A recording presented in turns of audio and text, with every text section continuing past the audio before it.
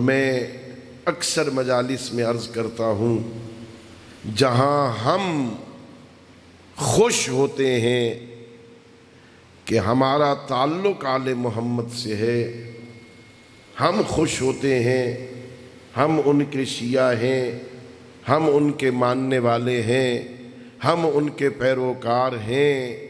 عظمت یہ ہے ہم خوش ہوتے ہیں، وہ ہمارے حق میں دعا کرتے ہیں۔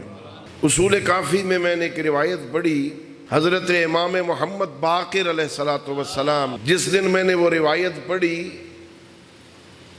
میں اپنے آپ پہ ناز کرنے لگا، بہت لطف آیا، مجھے خوشی محسوس ہوئی کہ صرف ہم ان سے اظہار محبت نہیں کرتے، یہ یک طرفہ محبت نہیں۔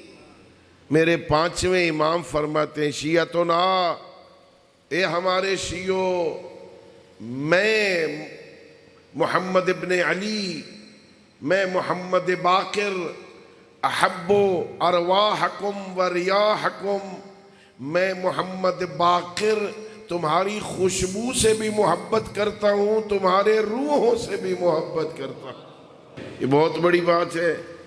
امام معصوم کہیں، میں تمہاری خوشبو سے محبت کرتا ہوں، میں تمہارے پاک روحوں سے محبت کرتا ہوں۔ یہ بہت بڑا اعزاز ہے۔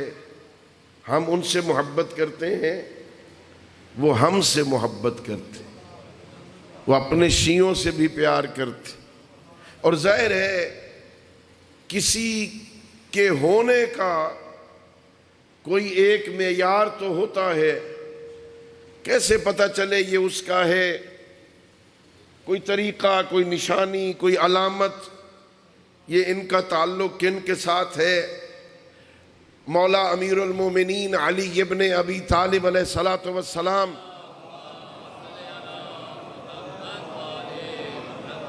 کا بڑا ایک مشہور فرمان ہے کہ بندوں کو پہچاننا ہونا کہ یہ کیسے ہیں، ہم انہیں جانتے نہیں۔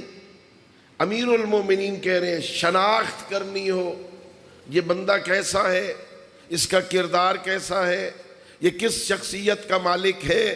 امیر المومنین فرماتے ہیں دیکھا کرو یہ بیٹھتا کن کے پاس ہے،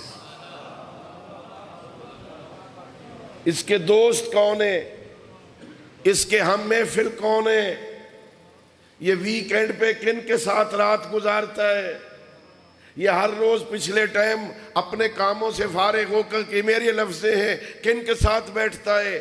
اس کے دوستوں کو چیک کرو، وہاں سے پتہ چلے گا یہ بندہ کیسا ہے، اس کی شخصیت کیسی ہے، اس کا کردار کیسا ہے۔ تو ناز کیا کرو نا، خالق نے ہم پہ لطف کتنا کیا ہے، پہچاننا ہو یہ کردار کیسا رکھتا ہے تو دوستوں کو دیکھو۔ اللہ کا کرم یہ ہے ہماری دوستی آل محمد کے ساتھ ہے۔